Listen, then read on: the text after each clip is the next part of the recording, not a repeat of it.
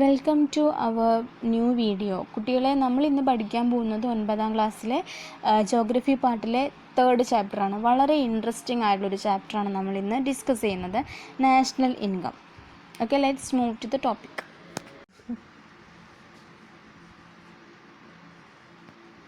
Third ചാപ്റ്ററാണ് നമ്മൾ എടുക്കുന്നത്, നാഷണൽ ഇൻകം. നാഷണൽ ഇൻകം എന്ന് പറഞ്ഞാൽ നിങ്ങൾക്ക് എല്ലാവർക്കും അറിയാം എന്താണ്? വരുമാനം അല്ലേ? അത് നാഷണൽ ലെവലിൽ എങ്ങനെയാണ് ഡിസ്ട്രിബ്യൂട്ട് ചെയ്യുന്നതും അതിൻ്റെ ഫാക്ടേഴ്സ് അല്ലെങ്കിൽ അതിൻ്റെ ഡെവലപ്മെൻറ്റ്സ് ഏത് രീതിയിലാണെന്നാണ് നമ്മൾ ഈ ചാപ്റ്ററിൽ പഠിക്കുന്നത്. നമ്മുടെ ഇന്ത്യൻ നാഷണൽ ഇൻകത്തിനെ കുറിച്ചിട്ടാണ് ഈ ഒരു ചാപ്റ്ററിൽ ഡിസ്കസ് ചെയ്യുന്നത്. ഇതിൽ ഇൻകം എന്ന് പറഞ്ഞാൽ നിങ്ങൾക്കറിയാം അല്ലേ?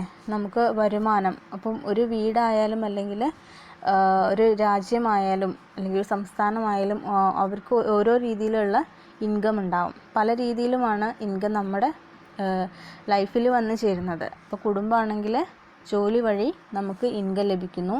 ആ ഇൻകം നമ്മൾ എക്സ്പെൻസ് ചെയ്യുന്നു. അങ്ങനെ നമ്മുടെ ലൈഫ് മുന്നോട്ട് പോകുന്നു. ഇവിടെ കുറച്ച് കൊളാഷ് കൊടുത്തിട്ടുണ്ട്, നമുക്കൊന്ന് നോക്കാം. ചില ന്യൂസ് കട്ടിങ്സാണ്, നോക്കാം. National income share of agriculture sector has declined.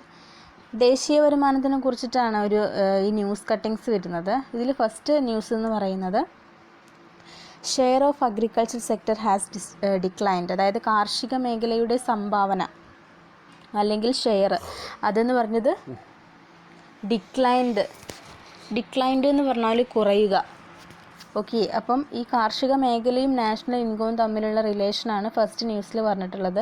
Second news is industrial growth inevitable for increase in national income. ദേശീയ വരുമാനത്തിൻ്റെ വർധനവ് വ്യവസായ മേഖലയിലെ ദേശീയ വരുമാനത്തിൻ്റെ വർധനവിന് നമ്മുടെ ഇൻഡസ്ട്രിയൽ മേഖലയുടെ ഡെവലപ്മെൻറ്റ്സ് എന്ന് പറയുന്നത് എന്താണ്? എസെൻഷ്യലാണ് അല്ലെങ്കിൽ ഇൻവിറ്റേബിൾ ആണെന്നാണ് പറയുന്നത്. അത്യാവശ്യം അല്ലെങ്കിൽ അനിവാര്യമാണ്. അപ്പം ഈ സെക്കൻഡ് കട്ടിങ്ങിൽ പറയുന്നത് നമ്മുടെ നാഷണൽ ഇൻകവും അല്ലെങ്കിൽ ഇൻകത്തിൻ്റെ ഗ്രോത്തും അതുപോലെ തന്നെ ഇൻഡസ്ട്രിയൽ ഗ്രോത്തും തമ്മിലുള്ള റിലേഷനാണ്. ഫസ്റ്റ് കട്ടിങ്ങിൽ പറയുന്നത് നാഷണൽ ഇൻകം അഗ്രികൾച്ചറും തമ്മിലുള്ള റിലേഷനാണ്. സെക്കൻഡ് കട്ടിങ്ങിൽ പറയുന്നത് ഇൻഡസ്ട്രിയൽ ഗ്രോത്തും നാഷണൽ ഇൻകത്തിൻ്റെ ഡെവലപ്മെൻറ്റും തമ്മിലുള്ള ബന്ധമാണ്. തേർഡ് കട്ടിങ്ങിലേക്ക് വരാം നമുക്ക്. National income service sector continues to be biggest contributor, അതായത് ദേശീയ വരുമാനം സേവന മേഖല അല്ലെങ്കിൽ സർവീസ് സെക്ടർ ആ ഒരു മേഖലയുടെ മുന്നേറ്റം തുടരുന്നു. തേർഡ് കട്ടിങ്ങിൽ പറയുന്നത് അപ്പോൾ രണ്ട് ഫാക്ടർ തമ്മിലുള്ള റിലേഷനാണ്. നാഷണൽ ഇൻകവും സർവീസ് സെക്ടറും തമ്മിലുള്ള റിലേഷനാണ്. സർവീസ് സെക്ടർ നിങ്ങൾക്കറിയാം, സേവന മേഖല, അതായത് നമ്മുടെ മെഡിക്കൽ ഫീൽഡ്, ഡോക്ടേഴ്സ്, നേഴ്സസ്, അതുപോലെ സ്കൂളിലാണെങ്കിൽ അധ്യാപികമാർ, ടീച്ചേഴ്സ്. അപ്പോൾ ഇതൊക്കെ സർവീസ് സെക്ടറിൽ വരുന്ന കുറച്ച് ജോബ്സാണ്. അപ്പം ആ ഒരു മേഖലയുടെ ഡെവലപ്മെൻറ്റ്സും അതുപോലെ നാഷണൽ ഇൻകവും തമ്മിലുള്ള relation. Okay, given above are some news in headlines related to national income. മുകളിൽ തന്നിട്ടുള്ളത് കുറച്ച് പേപ്പർ കട്ടിങ്സാണ്, ന്യൂസ് കട്ടിങ്സാണ്. അപ്പോൾ അതെന്ന് പറയുന്നത് നാഷണൽ ഇൻകത്തിൻ്റെ ഇമ്പോർട്ടൻസ് അല്ലെങ്കിൽ പ്രാധാന്യത്തിനെ കുറിച്ച് പറയുന്ന ഒരു ന്യൂസ് കട്ടിങ്സാണ്. National income indicates the economic condition of a country. National income എന്ന് പറയുന്നത് ഒരു രാജ്യത്തിൻ്റെ നാഷൻ്റെ എന്ത് സൂചിപ്പിക്കുന്നു? എക്കണോമിക് കണ്ടീഷനെ കുറിച്ചിട്ടാണ് പറയുന്നത്. അതായത് ഒരു കൺട്രിയുടെ എക്കണോമിക് കണ്ടീഷൻ ആണ് ഈ നാഷണൽ ഇൻകം എന്നതുകൊണ്ട് ഇൻഡിക്കേറ്റ് ചെയ്യുന്നത്. ഒരു രാജ്യത്തിൻ്റെ സാമ്പത്തികമായിട്ടുള്ള സ്റ്റേറ്റ് അല്ലെങ്കിൽ സിറ്റുവേഷൻ അല്ലെങ്കിൽ സാമ്പത്തികമായിട്ടുള്ള കണ്ടീഷൻ അല്ലെങ്കിൽ സാഹചര്യം, അതാണ് ഇതിൽ ഉദ്ദേശിക്കുന്നത്. A higher national income implies economic progress of a country. നമുക്കറിയാം ഹൈ ലെവൽ അല്ലെങ്കിൽ ഇൻക്രീസ് ഇൻ നാഷണൽ ഇൻകം, ഇതിലൂടെ മാത്രമേ ഒരു രാജ്യത്തിന് അനിവാര്യമായിട്ടുള്ള അല്ലെങ്കിൽ അത്യാവശ്യമായിട്ടുള്ള പ്രോഗ്രസ് അഡോപ്റ്റ് ചെയ്യാൻ കഴിയുള്ളൂ. ഇപ്പം നമുക്കറിയാം, നമ്മുടെ ഇന്ത്യ തന്നെ എടുത്തു നോക്കിയാൽ ഇന്ത്യയിൽ നാഷണൽ ലെവൽ അല്ലെങ്കിൽ നമ്മുടെ നാഷണൽ ഇൻകം എന്ന് പറയുന്നത് വളരെ കൂടുതലാണെങ്കിൽ നമുക്ക് നമ്മുടെ രാജ്യത്തിന് ഒരുപാട് ഡെവലപ്മെൻറ്റ്സ് പല രീതിയിലും നടത്താൻ സാധിക്കും. നേരെ മറിച്ച് അവിടെ നാഷണൽ ഇൻകം കുറവാണെങ്കിൽ നമുക്ക് ആവശ്യത്തിനുള്ള ഡെവലപ്മെൻറ്റ്സ് നേടാൻ പറ്റില്ല. അത് ഓർത്താൽ മതി. Let us analyze the detailed the important concepts related to national income and how it is calculated in India. അപ്പോൾ ദേശീയ വരുമാനവുമായിട്ട് ബന്ധപ്പെട്ട ഇമ്പോർട്ടൻ്റ് ആയിട്ടുള്ള ആശയങ്ങൾ അല്ലെങ്കിൽ സജഷൻസ് ഇന്ത്യയിൽ നമ്മുടെ ഈ നാഷണൽ ഇൻകം കണക്കാക്കുന്ന രീതികൾ എന്നിവയാണ് ഫസ്റ്റ് നമുക്ക് പഠിക്കാനുള്ളത്. എന്തൊക്കെയാണ് important concept related to national income, പിന്നെ how it is calculated in India, നമ്മുടെ ഇന്ത്യയിൽ ഈ നാഷണൽ ഇൻകം കാൽക്കുലേറ്റ് ചെയ്യുന്ന രീതി, അതൊക്കെ എങ്ങനെയെന്നാണ് നമ്മളിനി പഠിക്കാൻ പോകുന്നത്. ഇതിൽ ഫസ്റ്റ് കൊടുത്തിട്ടുള്ളത് നാഷണൽ ഇൻകം എന്താണെന്നാണ് ഇവിടെ ഫസ്റ്റ് കൊടുത്തിട്ടുള്ളത്. അത് നോക്കാം.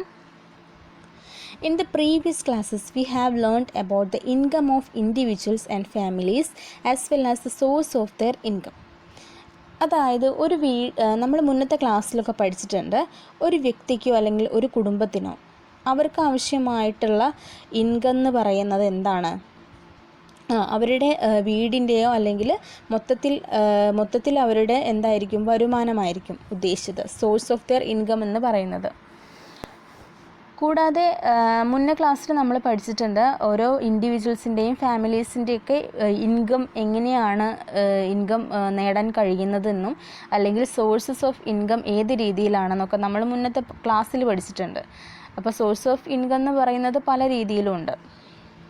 The amount of income earned by the members of a family through their different sources during a year is the annual income of that family. അതായത് ഒരു കുടുംബത്തിന് ഒരു വർഷം ഡിഫറെൻ്റ് വേസിലൂടെയാണ് അല്ലെങ്കിൽ ഡിഫറെൻ്റ് മാർഗങ്ങളിലൂടെ ലഭിക്കുന്ന വരുമാനമാണ് ആ കുടുംബത്തിൻ്റെ ഇയർലി ഇൻകം അല്ലെങ്കിൽ വാർഷിക വരുമാനം എന്ന് പറയുന്നത്, ആനുവൽ ഇൻകം. ഒരു രാജ്യത്തിൻ്റെ ഒരു വർഷത്തെ മൊത്തം വരുമാനമാണ് ദേശീയ വരുമാനമായിട്ട് കണക്കാക്കുന്നത്. അതായത് the total income received by a country is in 1 year it is national income. അതായത് നമ്മുടെ രാജ്യത്തിൻ്റെ നാഷണൽ ഇൻകം എന്ന് പറയുന്നത് ഒരു വർഷത്തിൽ ആ രാജ്യത്തിന് ലഭിക്കുന്ന ടോട്ടൽ ഇൻകം അതെത്രയാണോ അതാണ് നമ്മുടെ രാജ്യത്തിൻ്റെ നാഷണൽ ഇൻകം എന്ന് പറയുന്നത്. ഒരു വർഷത്തിൽ നമ്മുടെ രാജ്യത്തിന് എത്ര ഇൻകം അല്ലെങ്കിൽ എത്ര വരുമാനമാണോ ലഭിക്കുന്നത് അതാണ് നമ്മുടെ രാജ്യത്തിൻ്റെ വാർഷിക വരുമാനമായിട്ട് കണക്കാക്കുന്നത് അല്ലെങ്കിൽ ദേശീയ വരുമാനമായിട്ട് കണക്കാക്കുന്നത്. It is the amount earned from the production of goods and services in a country during a year. ഇത് എങ്ങനെയാണ് നമുക്ക് ഈ ഇൻകം ലഭിക്കുന്നത്? ഒരു രാജ്യത്ത് ഒരു വർഷം പ്രൊഡ്യൂസ് ചെയ്യുന്ന ഗുഡ്സിൻ്റെയും സർവീസസിൻ്റെയും ഭാഗമായിട്ട് ലഭിക്കുന്ന ഇൻകമാണ് ഒരു രാജ്യത്തിൻ്റെ അല്ലെങ്കിൽ ഒരു നാഷണൽ ഇൻകം എന്ന് പറയുന്നത്, ഒരു കൺട്രിയുടെ നാഷണൽ ഇൻകം എന്ന് പറയുന്നത്. എങ്ങനെയാണ് നമുക്ക് നാഷണൽ ഇൻകം ലഭിക്കുന്നത്? ഒരു വർഷം പ്രൊഡ്യൂസ് ചെയ്യുന്ന പ്രോഡക്ട്സിൻ്റെയും സർവീസസിൻ്റെയും അതിൻ്റെയൊക്കെ പ്രൊഡക്ഷൻ ഓഫ് ഗുഡ്സ് ആൻഡ് സർവീസസിൻ്റെയൊക്കെ എമൗണ്ടാണ് നമ്മുടെ നാഷണൽ ഇൻകത്തിലേക്ക് കാൽക്കുലേറ്റ് ചെയ്യുന്നത്. ഇത് പ്രധാനമായിട്ട് 3 മേഖലകളിൽ നിന്നാണ് ലഭിക്കുന്നത്. This is received mainly from 3 sectors. അതാണ് ഇവിടെ കൊടുത്തിട്ടുള്ളത്. Agricultural sector, industrial sector and service sector. അപ്പോൾ ഇത് ഒന്നും കൂടെ പറയുകയാണെങ്കിൽ primary sector, secondary sector and tertiary sector. Primary സെക്ടറും സെക്കൻഡറി സെക്ടറും ടേഴ്സറി സെക്ടറും ഈ 3 സെക്ടറും കൂടി ഇതിന്ന് ലഭിക്കുന്ന ഇൻകമാണ് നമുക്ക് നാഷണൽ ഇൻകത്തിലേക്കുള്ള ദേശീയ വരുമാനത്തിലേക്കുള്ള പണം അല്ലെങ്കിൽ എമൗണ്ട് എന്ന് പറയുന്നത്. ഇതിൽ അഗ്രികൾച്ചറൽ സെക്ടർ എന്ന് പറഞ്ഞാൽ പ്രൈമറി സെക്ടറിൽ ഒരു ഫാക്റ്റാണ്. അതുപോലെ തന്നെ സെക്കൻഡറിയിൽ വരുന്നതാണ് ഇൻഡസ്ട്രിയൽ സെക്ടർ, ടേഴ്സറിയിൽ വരുന്നതാണ് service sector. Adding up the income from these 3 sectors we get national income. ഈ 3 സെക്ടേഴ്സിൽ നിന്ന് ലഭിക്കുന്ന ഇൻകം എല്ലാം കൂടെ ആഡ് ചെയ്തിട്ടാണ് നമ്മുടെ നാഷണൽ ഇൻകം കണക്കാക്കുന്നത്. When we calculate the money value of goods and services produced in a country during a particular year we get the national income of the country for that year. അതായത് നമുക്ക് ആ വർഷത്തെ ദേശീയ വരുമാനം അല്ലേ, ആ വർഷത്തെ വരുമാനം ലഭിക്കുന്നത് എങ്ങനെയാണെന്ന് വെച്ചാൽ ഒരു വർഷം പ്രൊഡ്യൂസ് ചെയ്യുന്ന ഗുഡ്സിൻ്റെയും സർവീസസിൻ്റെയും ആകെ വാല്യൂ പണത്തിൽ കണക്കാക്കുമ്പോൾ ലഭിക്കുന്നതാണ് അല്ലെങ്കിൽ പൈസയിൽ കണക്കാക്കുമ്പോൾ ലഭിക്കുന്നതാണ് ആ ഒരു കൺട്രിയുടെ നാഷണൽ ഇൻകം എന്ന് പറയുന്നത്. ഒന്നുകൂടെ പറഞ്ഞുതരാം. When we calculate the money value of goods and services, നമ്മൾ ഉൽപ്പാദിപ്പിച്ചിട്ടുള്ള ആ ഗുഡ്സിൻ്റെയും സർവീസസിൻ്റെയും മണി വാല്യൂ. നെക്സ്റ്റ് എന്ന് പറയുന്നത് why do we calculate national income. എന്തിനാണ് നമ്മൾ നാഷണൽ ഇൻകം കാൽക്കുലേറ്റ് ചെയ്യുന്നത് അല്ലെങ്കിൽ കണക്കാക്കുന്നത്? National income is helpful in calculating the economic growth of a country and to compare the economic growth of different countries.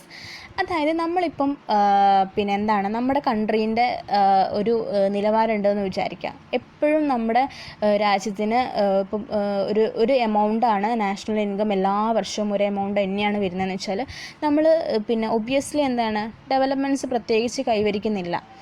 അപ്പോൾ ഓരോ വർഷം എന്തെങ്കിലും വ്യത്യാസം വരുന്നുണ്ടോ നമ്മൾ മനസ്സിലാക്കുകയും വേണം. കൂടാതെ നമ്മൾ എന്ത് ചെയ്യണം, മറ്റുള്ള കൺട്രീസുമായിട്ട് നമ്മുടെ കൺട്രീൻ്റെ നാഷണൽ ഇൻകം എന്ത് ചെയ്യണം, കമ്പയർ ചെയ്യണം. അപ്പോഴേ നമുക്ക് മനസ്സിലാവുള്ളൂ. നമുക്ക് ലോകത്തിൽ മൊത്തത്തിൽ വരുമ്പോൾ നമ്മുടെ രാജ്യം എന്ന് പറയുന്നത് നാഷണൽ ഇൻകം ലെവലിൽ എന്താണ് ഡെവലപ്മെൻറ്റ് കൈവരിക്കുന്നുണ്ടോ അല്ലെങ്കിൽ നേടുന്നുണ്ടോ എന്ന് നമുക്ക് അറിയാൻ പറ്റുള്ളൂ.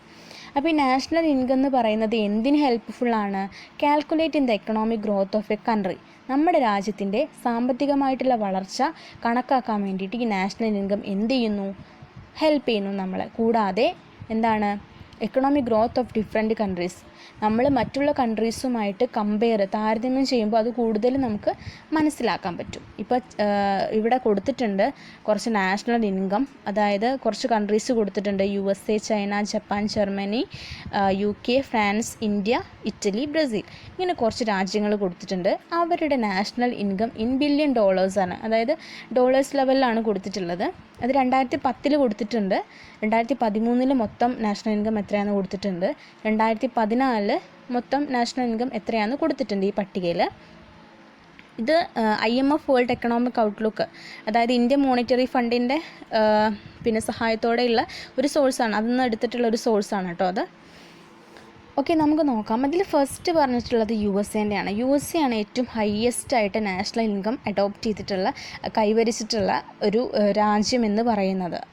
കണ്ടില്ലേ, കൺട്രി എന്ന് പറയുന്നത്. ഓക്കെ, പിന്നെ അവർ നേടിയിട്ടുള്ള എമൗണ്ടും ഏറ്റവും താഴെ വരുന്നത് ഇവിടെ തന്നിട്ടുള്ള രാജ്യം വെച്ച് നോക്കുമ്പോൾ കമ്പയർ ചെയ്യുമ്പം ഏറ്റവും താഴെ വരുന്നത് ബ്രസീലാണ്. നമ്മുടെ ഇന്ത്യക്ക് 1 2 3 4 5 6 7 സെവൻത്ത് സ്റ്റേജാണ് ഇന്ത്യ വരുന്നത്. അതായത് വേൾഡ് ലെവൽ നോക്കുമ്പം ഹയ്യസ്റ്റ് ആയിട്ട് നിൽക്കുന്നത് USA ആണ്. ഏറ്റവും കൂടുതൽ നമുക്ക് ദേശീയ വരുമാനമുള്ള രാജ്യം എന്ന് പറയുന്നത് USA ആണ്. ഇത് 2010 13 14 അതങ്ങനെ തുടർന്നു കൊണ്ടുപോകുന്നുണ്ട്. അപ്പോൾ ഡെവലപ്മെൻറ്റ്സ് ഉണ്ടാകുന്നുണ്ട് അല്ലേ. എമൗണ്ടിൽ തന്നെ ചേഞ്ച് വരുന്നില്ലേ. 16 സംതിങ് ഉള്ളത് 2013 17 സംതിങ് ആയി. പിന്നെ 2014 കുറച്ചും കൂടെ കൂടി. അപ്പോൾ USAക്ക് പൊതുവേ നോക്കുകയാണെങ്കിൽ കമ്പാരിറ്റീവ്ലി എന്താണ് ഡെവലപ്മെൻറ്റ്സ് ഉണ്ടാകുന്നുണ്ട് അവരുടെ നാഷണൽ ലെവൽ.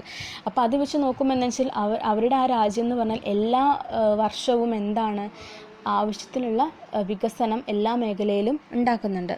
സെക്കൻഡ് വൺ കൊടുത്തിട്ടുള്ളത് ചൈനയാണ്. ചൈന എന്ന് പറയുന്നത് US-നേക്കാൾ കുറച്ച് കമ്പാരിറ്റീവ്ലി ലോ ആണ്. ബട്ട് എന്താണ് 2013 2014 കമ്പയർ ചെയ്ത് നോക്കുമ്പോൾ നല്ല ഡെവലപ്മെൻറ്റ്സ് ലഭിച്ചു. ജപ്പാൻ നോക്കുമ്പം ജപ്പാൻ എന്ന് പറഞ്ഞിട്ടുള്ള കൺട്രി 49 സംതിങ് ഡോളേഴ്സാണ്. പിന്നെ 46 41 എനിക്ക് തോന്നുന്നു അത് കുറഞ്ഞു വരികയാണ് അല്ലേ, ഡിക്രീസ് ലെവലിലേക്കാണ് പോയിട്ടുള്ളത് ജപ്പാൻ്റെ നാഷണൽ ഇൻകം. ജർമ്മനി നോക്കുകയാണെങ്കിൽ 37 സംതിങ്, പിന്നെ 38 പിന്നെ 33 കൂടിയും കുറഞ്ഞും വേരിയേഷൻസ് വരുന്നുണ്ട് നാഷണൽ ഇൻകം. നമ്മുടെ ഇന്ത്യ നോക്കുകയാണെങ്കിൽ ഇന്ത്യയിലാണെങ്കിൽ 1875.20 ആണ് 2010. 2013 $2051 ഡോളേഴ്സാണ് വരുന്നത്. ഇന്ത്യൻ്റെ നമ്മൾ ഒന്നുകൂടെ പറഞ്ഞുതരാം. 1875 സംതിങ് ആണ് 2013. 2014 2051 സംതിങ് വരുന്നുണ്ട്. പിന്നെ 2015 കമ്പയർ ചെയ്യുമ്പം 21 സംതിങ് ആണ് വരുന്നത്. അപ്പോൾ കമ്പാരിറ്റീവ്ലി നമുക്ക് നോക്കാൻ പറ്റുന്നത് എന്താണെന്ന് വെച്ചാൽ ഡെവലപ്മെൻറ്റ്സ് കാണുന്നുണ്ട് അല്ലേ. 2013 തൊട്ട് 2015 വരെ നമ്മൾ കാൽക്കുലേറ്റ് ചെയ്യുമ്പോൾ അവിടെ എന്തുണ്ടാകുന്നുണ്ട്, ഡെവലപ്മെൻറ്റ്സ് ഉണ്ടാകുന്നുണ്ട്, ഇൻക്രീസ് ചെയ്യുന്നുണ്ട്. 18 സംതിങ് നമ്മൾ 21 മാറിയില്ലേ. അപ്പം നാഷണൽ ഇൻകം അല്ലെങ്കിൽ ദേശീയ വരുമാനത്തിൽ നമുക്ക് എന്ത് നേടാൻ പറ്റിയിട്ടുണ്ട്, ഡെവലപ്മെൻറ്റ്സ് നേടാൻ പറ്റിയിട്ടുണ്ട്. നമ്മുടെ എക്കണോമിക് ഗ്രോത്ത് എന്ന് പറയുന്നത് ഗ്രോ അപ്പ് ആണെന്ന് ഇതിലൂടെ നമുക്ക് മനസ്സിലാക്കാൻ പറ്റും. പിന്നെ ഇറ്റലിയുടെ തന്നിട്ടുണ്ട്, ബ്രസീലിൻ്റെ തന്നിട്ടുണ്ട്. അപ്പം നിങ്ങൾക്ക് മനസ്സിലാക്കാൻ പറ്റും ഇത് നോക്കുമ്പോൾ, ഈ ടേബിൾ നോക്കുമ്പോൾ തന്നെ നിങ്ങൾക്ക് കമ്പയർ ചെയ്യാൻ പറ്റും കൂടുകയാണോ കുറയാണോ എന്നൊക്കെ. ഇതിൽ കൊടുത്തിട്ടുണ്ട് the above table shows the national income of A few countries during 3 year. Find out the countries which have the highest and lowest national income in 2014. 2014 ഏറ്റവും കൂടുതൽ നാഷണൽ ഇൻകം ഉള്ള രാജ്യം, ഏറ്റവും കുറവുള്ള നാഷണൽ ഇൻകം രാജ്യം നമുക്ക് കണ്ടെത്താൻ പറ്റും. ഒബ്വിയസ്ലി ഏതാണ്? USA ആണ് ഏറ്റവും കൂടുതൽ നാഷണൽ ഇൻകം ഉള്ള കൺട്രി എന്ന് പറയുന്നത്. ഏറ്റവും കുറവുള്ളത് ഏതാണ്? ഇന്ത്യ ആണ്. 18 സംതിങ് ആണ് വരുന്നത്. നമ്മുടെ ഇന്ത്യയാണ് ഏറ്റവും കുറവ് വരുന്നത്. ഓക്കെ, നെക്സ്റ്റ് പറയുന്നത് 2014 അപേക്ഷിച്ചിട്ട് 2015 സാമ്പത്തിക വളർച്ച എക്കണോമിക് ഗ്രോത്ത് നേടിയ രാജ്യങ്ങൾ ഏതെല്ലാമാണെന്നാണ്. 2014 അതായത് കമ്പയർഡ് ടു 2013 ടു 14 അതായത് 2014 അപേക്ഷിച്ചിട്ട് 2014 ഗ്രോപ്പ് നേടിയിട്ടുള്ള രാജ്യങ്ങൾ ഏതൊക്കെയാണെന്നാണ്. അപ്പം ഗ്രോപ്പ് നേടിയിട്ടുള്ള അപ്പം നോക്കിയാൽ മതി. 2013 നാഷണൽ ഇൻകം 2014 നാഷണൽ ഇൻകം എടുത്തിട്ട് കൂടുകയാണോ കുറയാണോ നോക്കിയാൽ നമുക്കിത് ഫൈൻഡ് ഔട്ട് ചെയ്യാൻ പറ്റും.